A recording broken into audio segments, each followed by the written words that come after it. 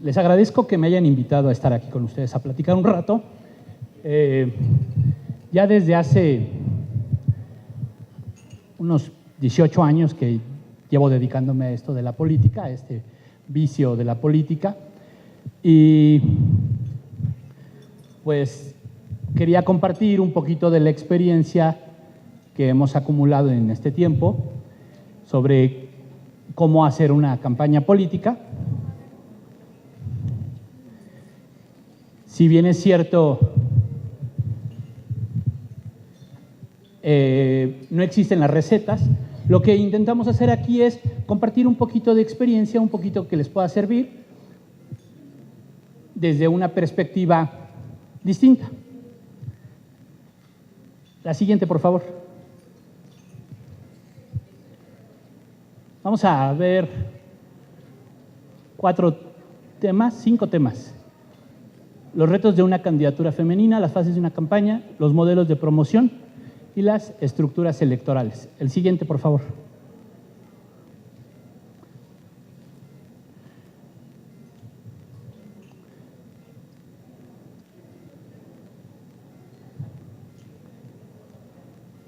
Para nadie es un secreto, y mucho menos para ustedes, la desigualdad que existe en la actualidad para las candidaturas femeninas.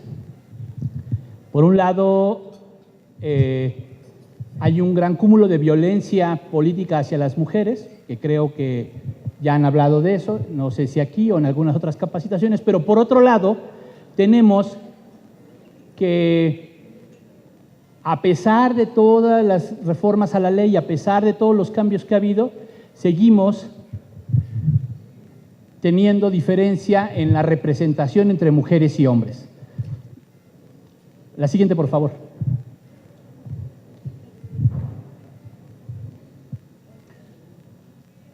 ¿Saben ustedes cuántas presidentas de México ha habido? Ajá. Ninguna, ¿ok? Pero voy a poner un dato más fuerte. ¿Cuáles son las 2 secretarías más importantes en todo gabinete? Gobernación y Hacienda, ¿sí o no?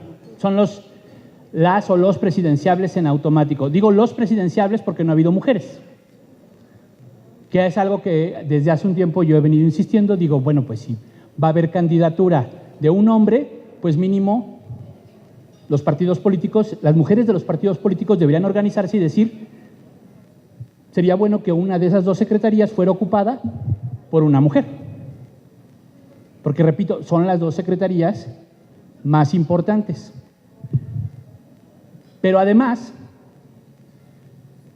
no solo es eso, es el número de gobernadoras que tenemos actualmente, 1, jefas delegacionales en la Ciudad de México, 4, y la siguiente, por favor. Y si vemos, por ejemplo, los datos, la siguiente, por favor. Si vemos los datos en la Cámara de Diputadas y Diputados, tenemos que en la legislatura 2012-2015 tuvimos solamente un 38% de mujeres. Después la ley cambia, ya saben ustedes qué es esto de la paridad y las acciones afirmativas. ¿Sí entendemos qué es esto? ¿Sí? ¿Sí? ¿Todo el mundo? Sí, muy bien. Y digamos que toman mayores posiciones las mujeres en la actual legislatura. Pero ¿por qué no, si la mitad es candidatos hombres y la mitad es candidatas mujeres, por qué aún no se igualan los números?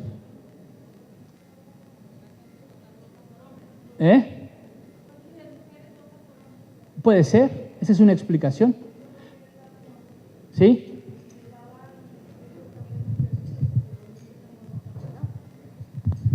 Perdón, a las mujeres anteriormente les otorgaban los distritos para candidaturas ya perdidos, con menor número de votación. Hoy parece que para el 2018 esto cambiará. Sí, es decir, no obstante, también se hizo que los distritos bastiones se los siguieran quedando los hombres, ¿no? Pero hay otro dato también preocupante. del tema en la Cámara de Diputados. La siguiente, por favor.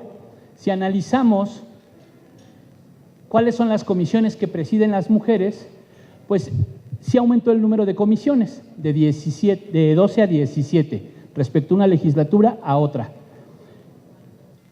Y afortunadamente, por ejemplo, en la legislatura actual, ya una mujer preside la Comisión de Hacienda. La cosa es ver la cantidad de importancia que tienen, por ejemplo, en los congresos, cuántas coordinadoras de bancadas hay, cuántas presidentas de la mesa directiva ha habido, muy poquitas. En la Cámara de Senadores, la siguiente, por favor.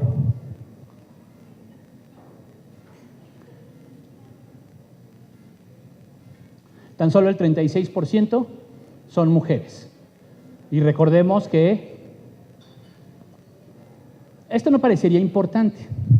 Esto no parecería importante. Normalmente ahora los gabinetes se arman mitad y mitad y trata de haber paridad. Lo que yo siempre he dicho es, si las mujeres representan el 50% de la población de este país, mínimo deberían, y un poquito más, o sea, como el 51 y tantos por ciento, mínimo debería de haber paridad o la misma representación en los lugares políticos. Ya si nos vamos a los sectores económicos, allí es todavía mucho más amplia la diferencia. Se hablaba más o menos que el 72% de los hombres son los dueños de la propiedad privada, mientras tan solo un 28% la propiedad privada es de mujeres, ¿no? Y así tenemos otros datos sobre la desigualdad.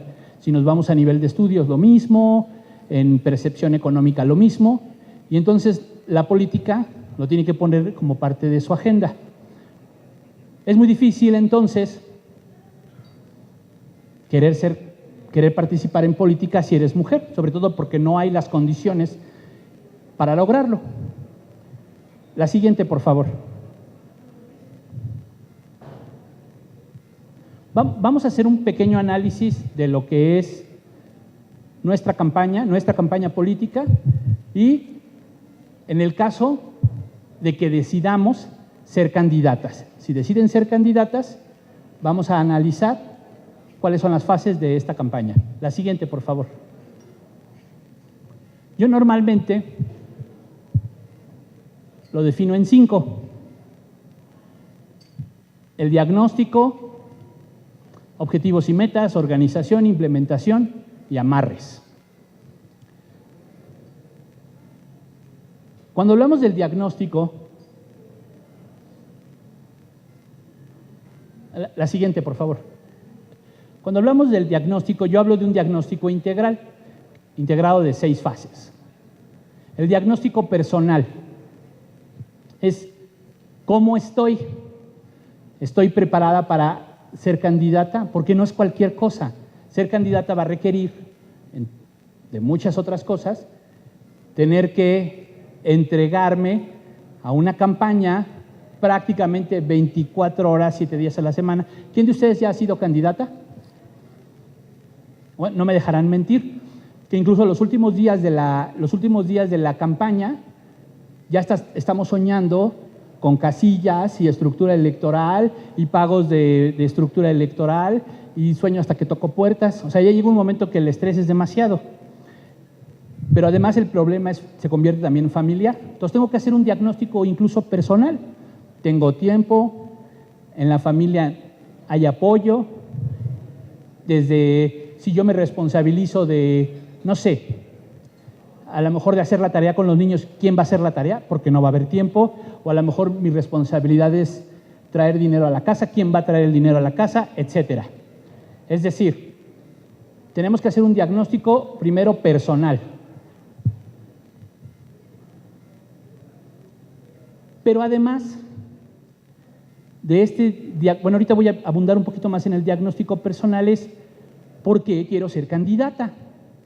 ¿Por qué incluso me dedico a la actividad política?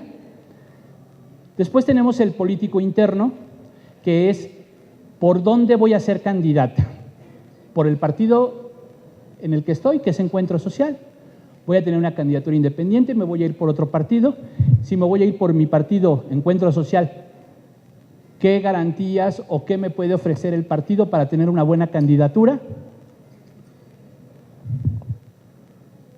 Luego viene el diagnóstico electoral. El diagnóstico electoral es muy complicado, por eso se venden caros, porque el diagnóstico electoral nos dice, ahí donde yo quiero ser candidata, una serie de cosas que me van a servir.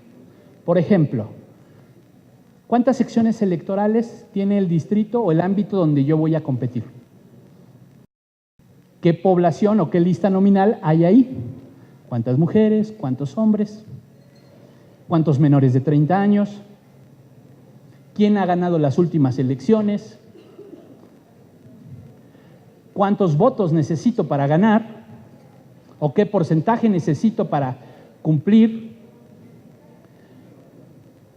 Entonces, tenemos el diagnóstico integral, repito, y luego viene estudios de opinión. Cuando hablamos de estudios de opinión, me refiero básicamente a encuestas, grupos de enfoque. Las encuestas,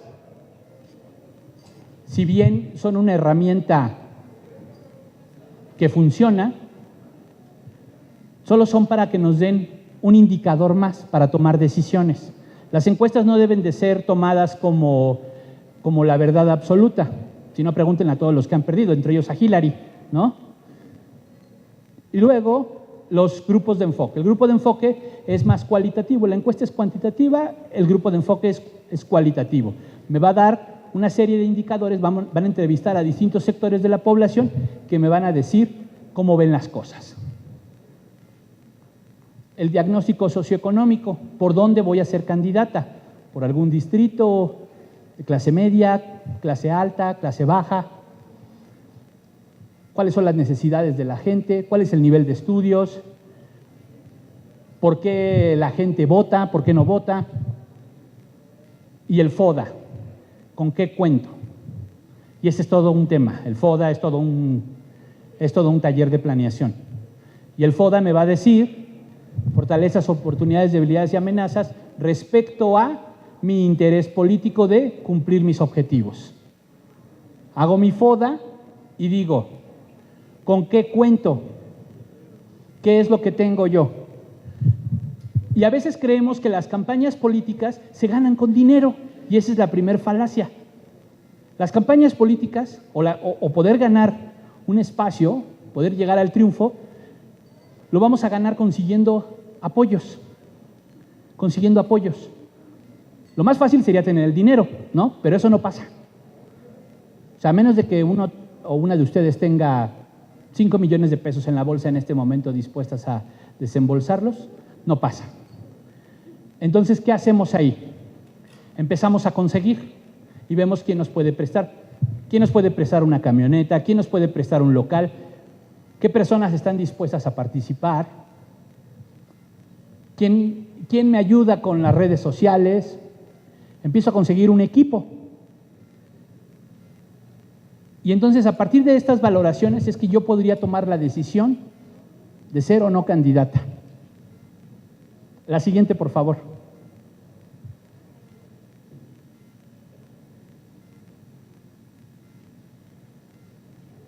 Vamos a definir objetivos y metas.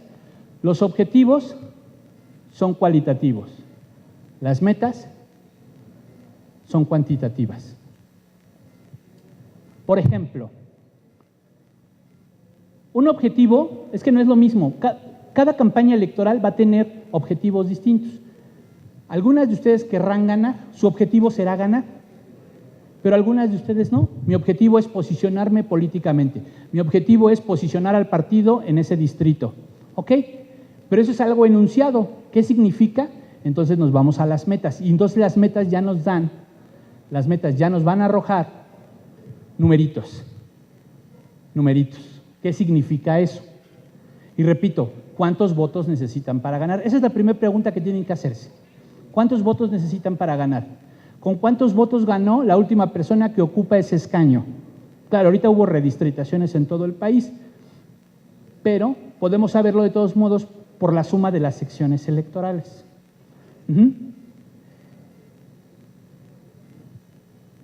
Es importante que cuando tomen esta decisión, si deciden ser candidatas, vean cuáles pueden ser los apoyos del partido. Si van y le piden dinero al partido, el partido evidentemente lo más seguro es que les va a decir que no.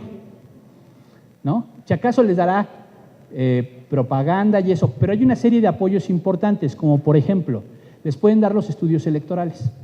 Los partidos políticos se dedican a hacer estudios electorales y capacitación para entenderlos. Eso es algo importante. Otra cosa, una vez que establezco mis metas, ¿cómo las voy cumpliendo? Porque las metas no solo pueden ser de votos, también tiene que ser de cuántas secciones electorales voy a visitar, en cuántas personas quiero impactar. La siguiente, por favor.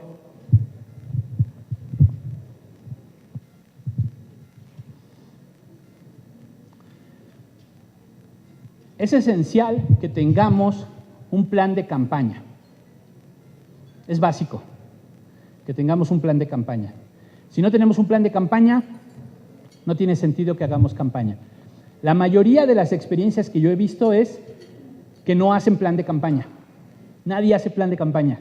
No estamos acostumbradas o acostumbrados a hacer plan de campaña. ¿Por qué? Yo supongo que porque tenemos un supercerebro de computadora o porque la gente nos quiere mucho. Pero la realidad es que nadie hace un plan de campaña. El plan de campaña, una vez que yo ya decidí participar en la elección, postularme para una candidatura, una vez que yo ya lo decidí, lo tengo que hacer con las personas involucradas. Ojo con esto, es importante que tengan un coordinador o coordinadora de campaña, siempre. Si voy a ser candidata, que alguien más coordine mi campaña, porque sería muy arriesgado, sería muy poco responsable pretender que la candidata haga todo, especialmente que coordine la campaña. Ahora, aquí quiero hacer un pequeño paréntesis y que hiciéramos una reflexión. ¿Qué es aquello que les indigna de donde viven? ¿Qué es aquello que causa indignación en ustedes, en cada una de ustedes, en donde viven? ¿Ya lo pensaron? ¿Sí? ¿Lo tienen claro? ¿Sí? Esa indignación se convierte en la semilla más básica de su propuesta política. Esa tiene que ser. A veces hay temas que creemos que son populares. Por ejemplo, no, pues ahora vamos a hablar de, no sé, de quitar el dinero a los partidos políticos. Eso puede ser popular. Pero si ustedes no tienen esta conexión emocional, no va a funcionar. Es decir, siempre que me preguntan, oye, ¿cómo le puedo hacer para que la gente conectar con la gente? Les digo, no mientas, porque la gente se da cuenta. Porque el voto, contrariamente a lo que muchas o muchos piensan, es emocional. El voto no es racional. Si el voto fuera racional, tendríamos otra realidad. Pero el voto es emocional. La gente vota porque conecta emocionalmente con la candidata o el candidato. Y a partir de esto que yo encuentro mi indignación, ubico cuáles son aquellos disvalores que están ahí. Por ejemplo, ¿qué te indigna a ti? La inseguridad. La inseguridad.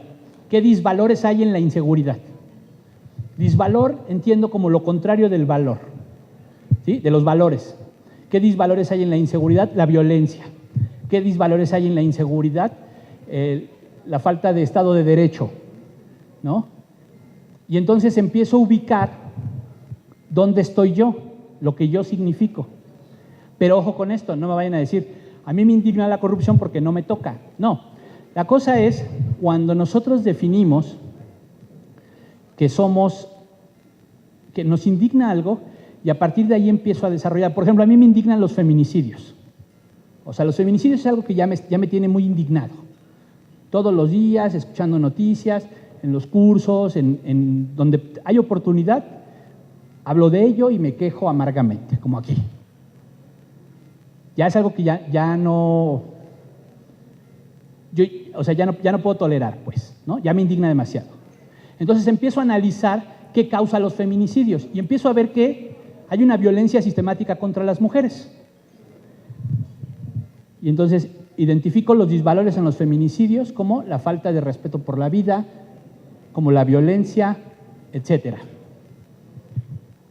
Y a partir de ahí empiezo a conocerme como persona.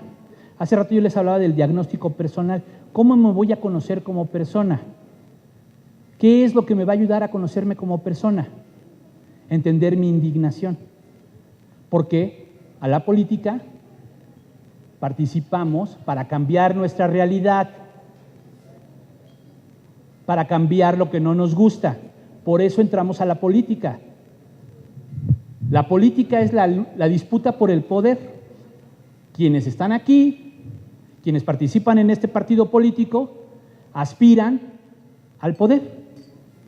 Así de simple. Si nada más fuera para, es que yo quiero cambiar las cosas, pero no me interesa el poder, como me han contestado muchas veces, este no es el lugar. Hay organizaciones civiles, ¿no?, que te puedes dedicar al activismo, hay otras formas de participar, pero si tú estás aquí y hay algo que te indigna y lo quieres cambiar, entendemos que estás aspirando al poder. Llegas al poder y desde ahí haces las transformaciones. O llegas al poder y te sirves del poder, ¿no?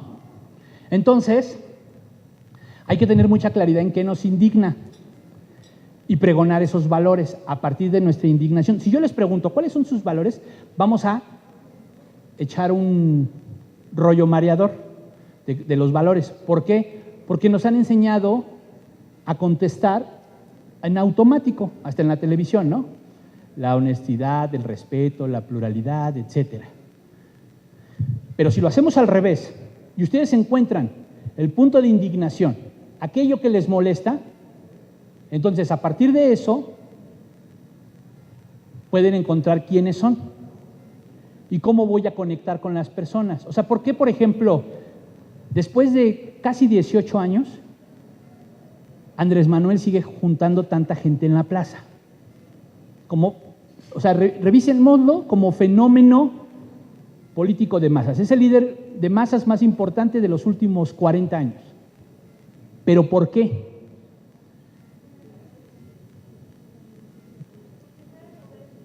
Porque sabe mover emociones, conecta. Ustedes revisen cuáles son los valores que él pregona, ¿no? Incluso hasta los estandartes. Benito Juárez, Lázaro Cárdenas, pues claro, desde niños y niñas en la escuela nos fuimos programando con estas figuras y entonces conecta con las emociones. Si fuera por ideas, no. O sea, la gente no puede votar racional. Hay una razón de esto. Para mí, el único voto racional es cuando vas a perder la chamba. ¿Sí? No sé si me explico. O sea, ¿por qué votaste por el PRI? Pues porque trabajo en el municipio y si perdemos, pierdo la chamba. Para mí ese es el único voto racional. Los demás son votos emocionales.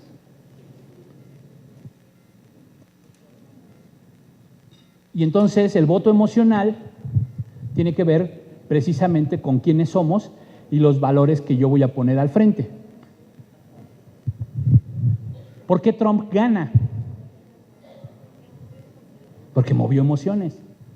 Porque hay una parte de la sociedad estadounidense que comparte sus valores. Nos guste o no, así es. Que creen en lo que él dice, que están de acuerdo con lo que él dice. Es decir, hay un 48% de las personas en Estados Unidos, de las personas que votaron, que creen en lo que él dice. A lo mejor no en todo, pero sí mucho más que en Hillary. Y el problema también de Hillary es que no alcanzó a conectar estas emociones. El fenómeno más grande es Obama, ¿no? O sea, Obama conecta con las emociones a todo lo que da y ya se superestudió.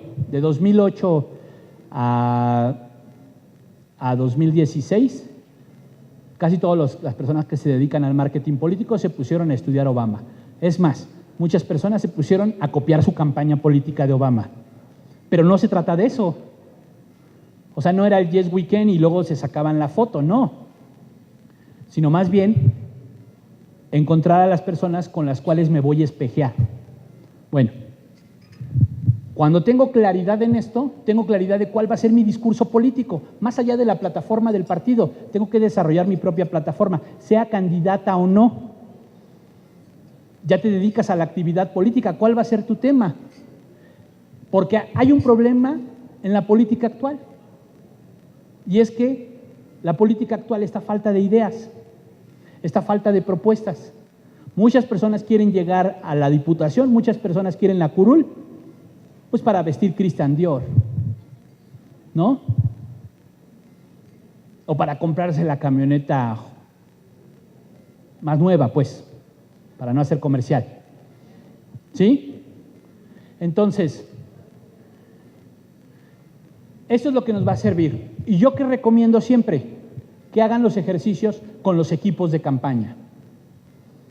Se sientan en una mesa y empiezan a platicar. ¿A ti qué te indigna? ¿A ti qué te indigna? ¿A ti qué te indigna? ¿Qué debemos hacer al respecto?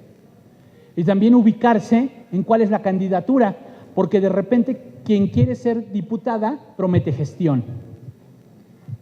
Y evidentemente no le toca.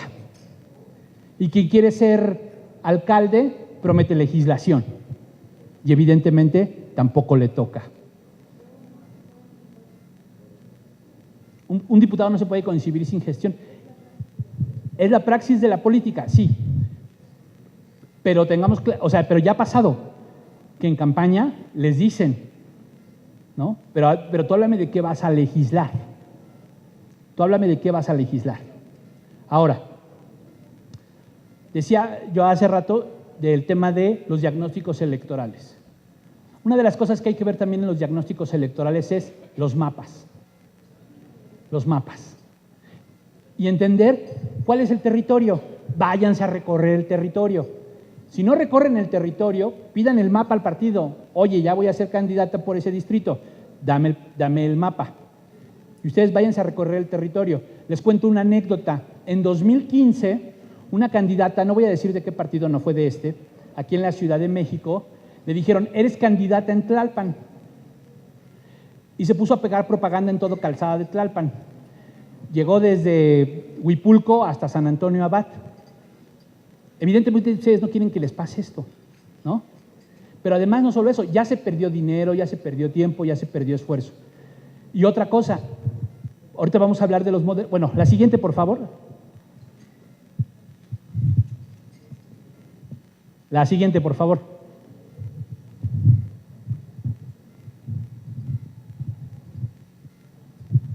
¿Cómo implementamos y cómo amarramos? Todo lo que yo haga en mi plan de trabajo tiene que ir contra las metas. Tengo mi plan de campaña y digo, si mi meta es visitar tantas personas, visito tantas personas. Por eso es importante la planeación y hacer ejercicios realistas. A veces dicen, vamos a recorrer 8 secciones electorales en un día. No se puede. No da. Y una de las cosas que tengo que saber es cuántas secciones electorales tengo en el lugar donde voy a estar. Entonces, si solo tengo, ¿cuántos días tienen de campaña? 45 días de campaña. Si tan solo tengo 45 días de campaña, bueno, depende para qué compitan. Si tan solo tengo 45 días de campaña y tengo 250 secciones electorales, pues lo más fácil es hacer la división y digo, pues me tocan de a tantas, pero luego no se puede. No da.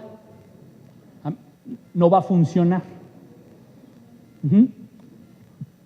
Cuando hablo de amarres, me refiero a hacer alianzas. ¿Con quién? Con quien me dé votos. Claro, hay que tener mucho cuidado con qué tipo de alianzas y qué tipo de amarres hacen. A veces, o casi siempre, la política está muy mercantilizada. Actualmente ya poca gente hace política de convicción, ¿no? Pocos partidos pueden hablar de que sus simpatizantes lo hacen por convicción. La mayoría de las veces se hace por dinero. Y las alianzas políticas también. Un mal de la política es la simulación. Mucha gente que participa en política te va a decir, yo tengo 10,000 votos atrás. ¿no? Yo muevo mucha gente, yo puedo hacer que toda esta gente vote por ti, yo te voy a ayudar. Pero, ¿cuánto le vas a poner? Y esa es la pregunta que siempre les van a hacer. ¿Cuánto nos vas a dar? ¿No? Eso es muy difícil de comprobar. Eso es muy difícil. O sea, cuando alguien te dice que tiene, pues es casi seguro que no tiene. Es casi seguro que no tiene. ¿Por qué? Porque si tuviera, él sería diputado. O sea, esa sería la lógica. Si tú tuvieras, ¿por qué no tienes el poder? Ahora, te puede decir a lo mejor, no, es que sí tengo, pero en esta zona, ¿no? En la colonia. Y hay que ver a quién más se lo está vendiendo, a quién más se lo está ofreciendo. Porque ya fue contigo, ya fue con el del PAN, ya fue con la del PRD. Entonces, hay que tener mucho cuidado con las alianzas. Pero ¿saben que sí? Cuando hablamos de amarres, ¿dónde sí puede haber amarres? Con la gente directamente. Cuando yo voy caminando por las colonias, cuando yo voy haciendo campaña política, tengo que hacer una base de datos, forzosamente. Y es una base de datos que tiene que estar sustentada en la honestidad. ¿A quién le indigna la corrupción? Okay. ¿Sí se dan cuenta? ¿Sí nos damos cuenta que cuando nos indigna la corrupción tenemos que hablar la corrupción en todos los niveles? O sea, lo que quiero decir es, mucha gente afuera se está quejando de que en la clase política hay mucha corrupción, pero yo veo que siguen vendiendo mucha mercancía robada. Hay gente que vende, o sea, en los tianguis, en el centro, en muchos lugares se vende mercancía robada. ¿Por qué se vende mercancía robada? Exacto, porque si hay oferta es porque hay demanda, así de sencillo, y también hay corrupción. Entonces, el problema es que cuando hablamos de corrupción, es tan difícil no caer en esta, porque lo hacemos constantemente. A mí me dicen luego, oye, ¿es recomendable dar despensas o comprar el voto? Y yo lo que siempre he dicho es, no funciona. No funciona. Podemos creer que sí. O sea, hay quien dice, por ejemplo, que tengo amigos que me dicen que Peña Nieto ganó porque compró todos los votos. Digo, ¿19 millones de votos? ¿Compró 19 millones de votos? No.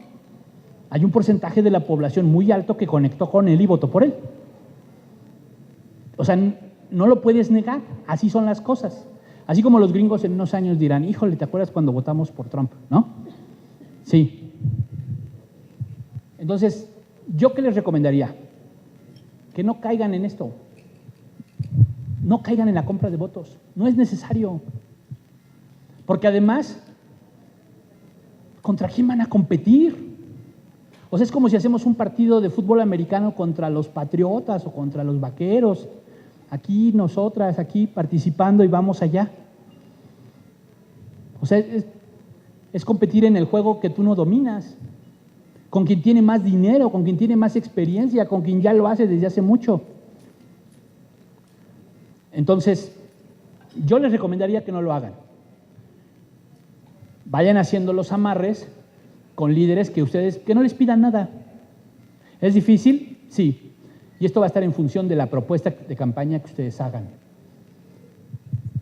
Vuelvo a repetir, el ejercicio tiene que ser así. Encuentro mi indignación, ubico qué disvalores hay en esa indignación y a partir de eso decido cuáles van a ser mis propuestas de campaña. Y con eso intento conectar. Si no puedo conectar, no tiene sentido. Ahora, la estructura electoral, la que conocemos como estructura electoral,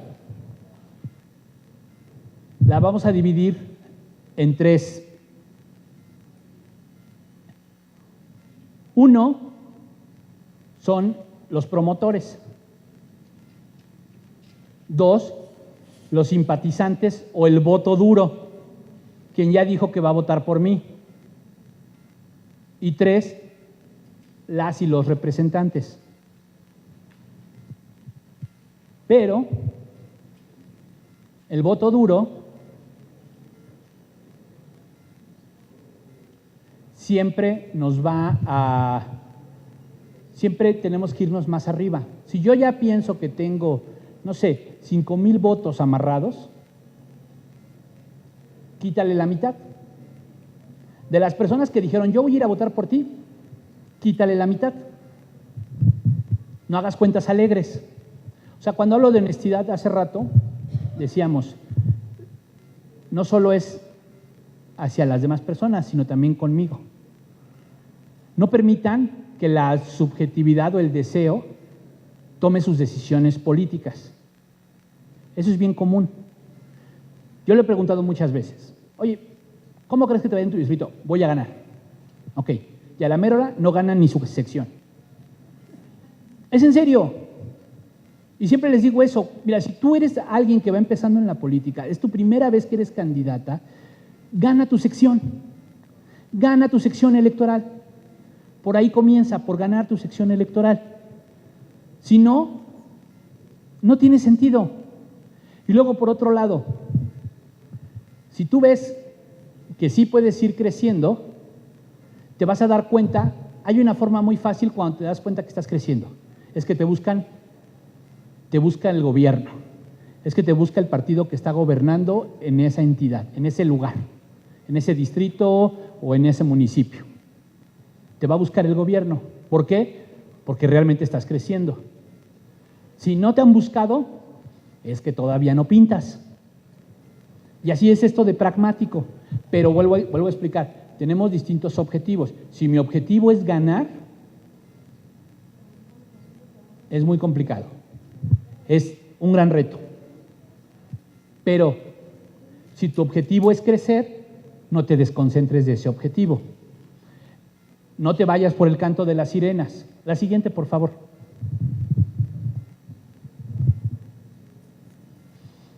Modelos de promoción. La siguiente, por favor. Tenemos 3 modelos de promoción. El de tierra, el sectorial y el de aire. El modelo de tierra es el que todo mundo quiere hacer. ¿Por qué? Porque el modelo de promoción de tierra significa tocar puertas y acercarnos con las personas. Un partido grande, más o menos, va a tener un promotor por cada sección electoral. Un promotor que trabaja de 8 a 12 horas diarias.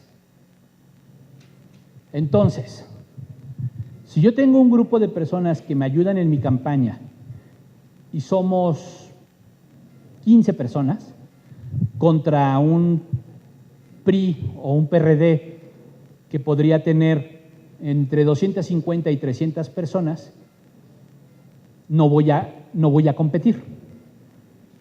Ahí es donde yo recomiendo que pasemos al sectorial y me empiezo a enfocar en los sectores, empiezo a hacer campaña en los sectores. ¿Cuáles son los sectores? Por ejemplo, las asociaciones de madres de familia en las escuelas.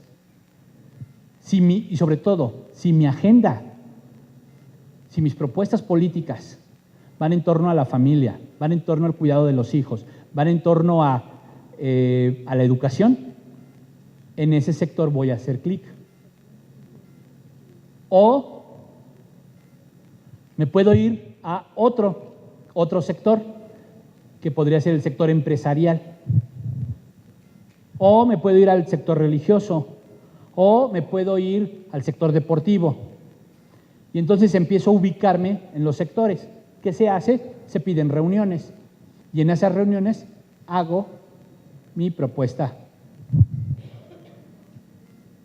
Y la otra es, el otro modelo de promoción es la campaña de aire. Ustedes ya revisaron eso. En los últimos 2 días han estado hablando de comunicación política. Entonces, el modelo de promoción es de aire.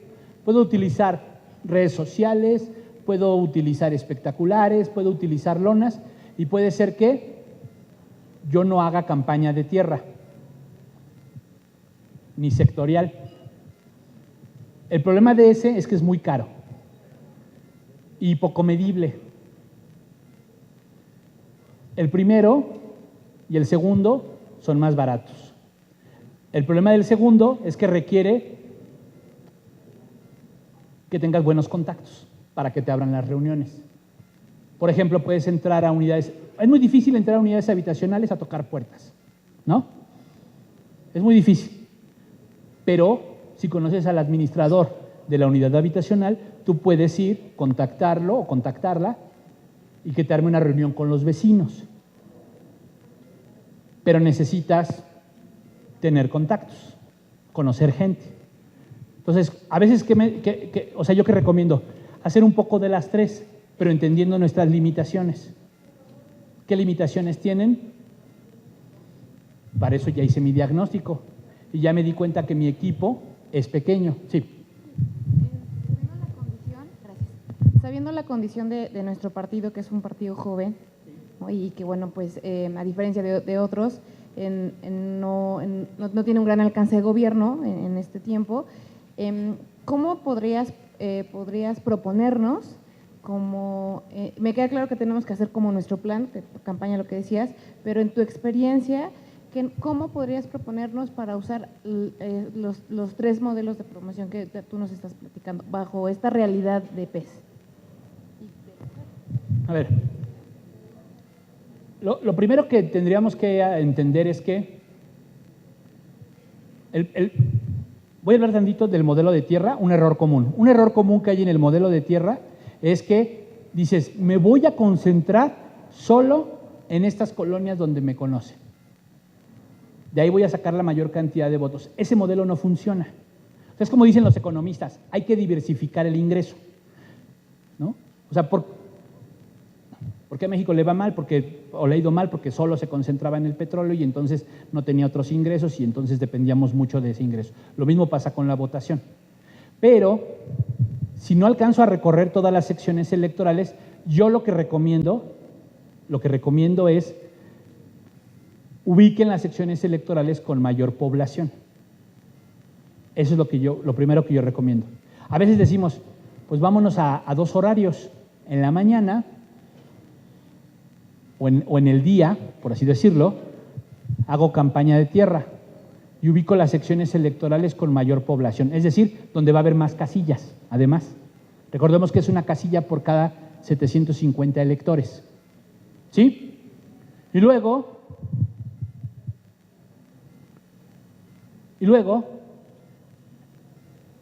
el sectorial lo puedo organizar las reuniones en las noches. ¿Cómo hago una campaña de aire? Difícil si no hay dinero, pero sí la pueden hacer en redes sociales, sí la pueden hacer colgando lonas en lugares estratégicos. Ahora recuerden que ya se las contabilizan y eso también es complicado. Entonces, no descuidemos todo el territorio, pero una opción es ubicar las secciones electorales con mayor densidad poblacional.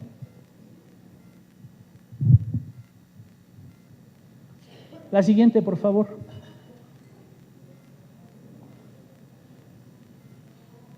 Lo que decía, tenemos 3 tipos de estructura electoral.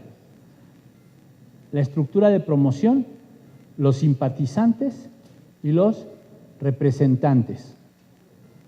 La estructura de promoción es la gente que me ayuda a tocar puertas, es la gente que me ayuda a hablar con otras personas de mi propuesta política. Normalmente esta cuesta. Bueno, normalmente la primera y la tercera cuestan. Los simpatizantes es la gente que ya dijo que me va a dar el voto.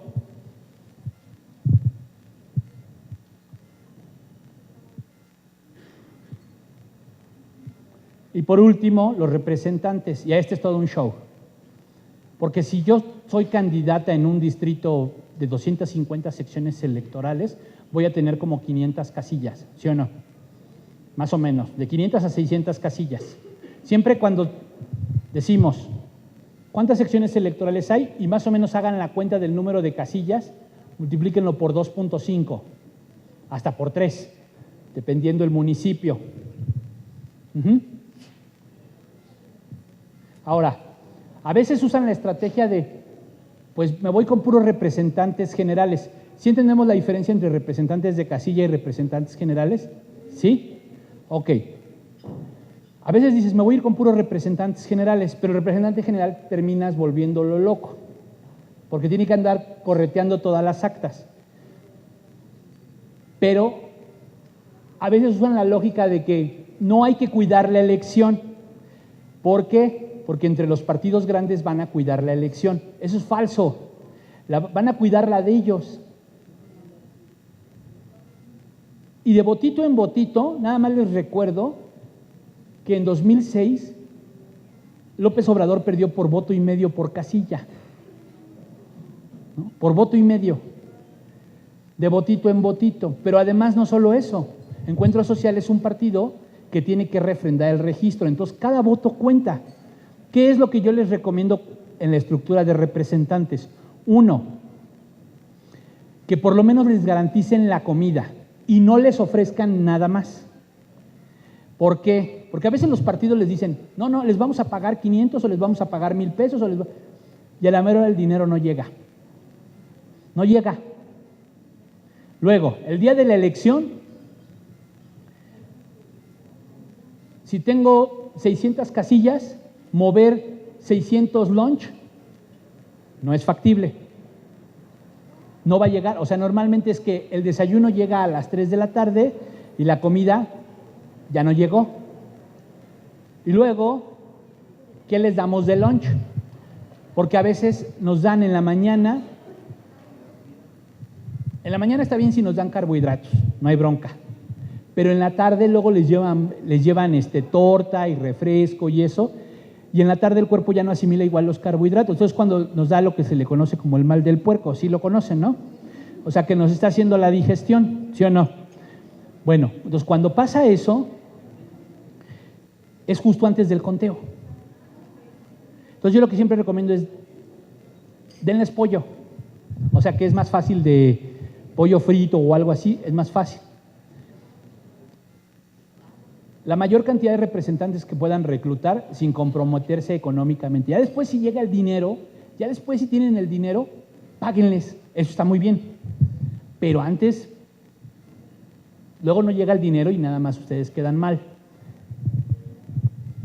Y de la estructura, perdón, me faltó nada más decir de la de simpatizantes, traten de fomentar la relación con la gente que les dijo que va a votar por ustedes. O sea, si alguien dijo ya, voy a votar por ti, anoten su número en una libreta especial o en una lista en la que estén llevando ustedes las visitas y márquenla a esa persona por lo menos un par de veces antes de la elección. Yo creo que 2, porque también si no luego se atosigan, ¿no? Lo que no va a funcionar, por ejemplo, tampoco es que el día de la elección yo quiera hacer todas las llamadas. No llegas. Pero además la gente no le agrada mucho que la molesten. Ahora, sí es importante que el día de la elección tengamos claridad lo más que podamos, hasta donde nos dé nuestras capacidades, de dónde está la gente que principalmente va a votar por nosotros. ¿Dónde está?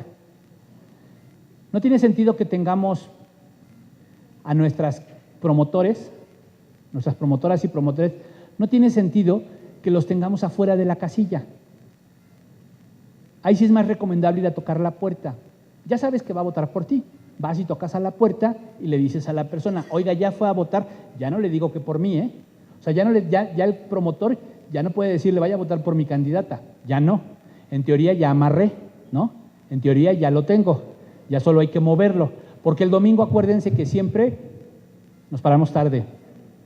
Hay fútbol, hay visita familiar y hay horario de verano y entonces se nos oscurece más, nos oscurece más tarde. Y ya cuando nos dimos cuenta ya nos dieron las 6, ¿no? Bueno, yo concluiría diciendo 2 cosas que me parecen importantes. La primera es, sería muy bueno que antes de que comenzaran a hacer, antes de una campaña y de hacer nuestro cronograma y de todo esto, antes de ello, sí se sienten con la gente, los líderes de su partido en sus localidades y que les pidan toda la información posible y toda la capacitación posible. De verdad que no hay nada peor que aprender sobre la marcha. De todos modos van a aprender sobre la marcha, pero que tengan al menos un piso básico de cómo le van a entrar. ¿Sí? Y lo segundo es importante que